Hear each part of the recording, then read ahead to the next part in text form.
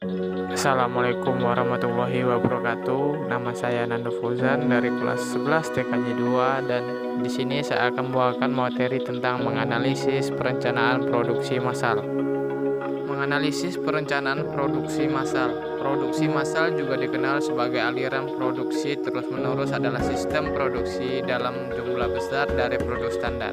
Konsep produksi massal bisa diterapkan untuk berbagai jenis produk, dari cairan dan partikel-partikel ditangani dalam jumlah besar dan padat. Untuk menggali dan memanfaatkan peluang usaha, seorang wirausahawan harus berpikir positif dan kreatif. Di antaranya sebagai berikut: 1. Percaya bahwa usaha dapat dilaksanakan. 2. Menerima gagasan bagus. 3. Bertanya pada diri sendiri. 4. Mendengarkan saran orang lain. 5. Memiliki etos kerja tinggi. 6. Pandai berkomunikasi. A. Perencanaan aspek produksi massal. Perencanaan harus dimulai mengetahui konsep dasar. Demikian halnya dengan produksi massal. Seluruh perusahaan di dunia saat ini menyadari kebutuhan untuk memberikan pelayanan yang memuaskan pelanggan. Teknologi informasi tepat dan guna dalam proses kerja yang fleksibel memungkinkan perusahaan untuk menyesuaikan barang atau jasa bagi pelanggan perorangan dalam volume tinggi dan harga terjangkau. B. Penyusunan rencana suatu produk. Perencanaan usaha adalah suatu dokumen yang menyatakan keyakinan akan kemampuan sebuah bisnis untuk menjual barang dan jasa. Dalam penyusunan perencanaan usaha tidak bisa sembarangan dan jangan asal-asalan karena perencanaan usaha akan dibaca oleh pihak yang terkait dan menentukan usaha ke depannya. Dalam perencana usaha ada beberapa hal pertanyaan yang harus dijawab, yaitu menyangkut 5W dan 1H. 1. What? Usaha apa yang akan kita ambil? 2. Why? Mengapa harus mengambil usaha tersebut? 3. Wo, siapa saja yang melaksanakan usaha tersebut?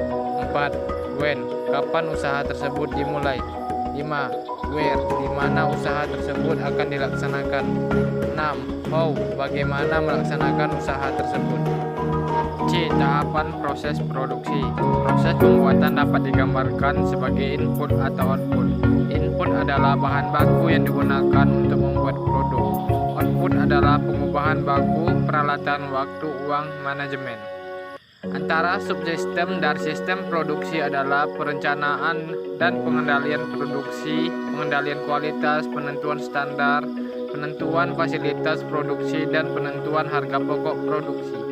D. Perencanaan produksi. Tujuan pengendalian produk adalah merencanakan dan mengendalikan arus bahan-bahan memasuki suatu proses dan keluar dari pabrik sedemikian rupa sehingga keuntungan yang menjadi sasaran perusahaan. E. Fungsi produksi. Untuk melaksanakan fungsi diperlukan rangkaian kegiatan yang membentuk suatu sistem produksi. Fungsi utama kegiatan produksi adalah yaitu 1. Proses produksi. 2. Perencanaan produksi. 3. Pengandaian produksi. F.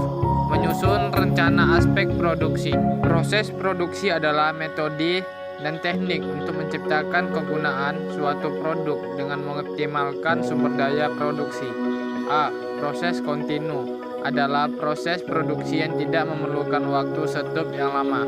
B. Jenis produksi akan mempengaruhi tata letak fasilitas dari peralatan produksi. G. Merencanakan produk.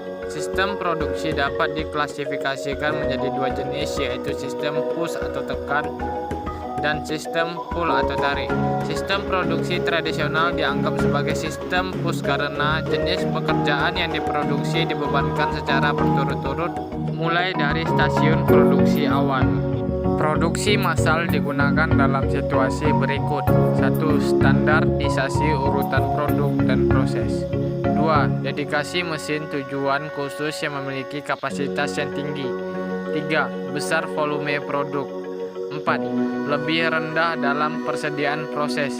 5. Seimbang sempurna lini produksi. 6. Shorter waktu siklus produksi.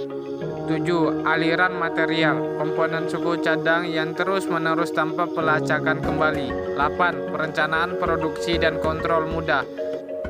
Baiklah, cukup sekian materi dari saya tentang menganalisis perencanaan produksi massal.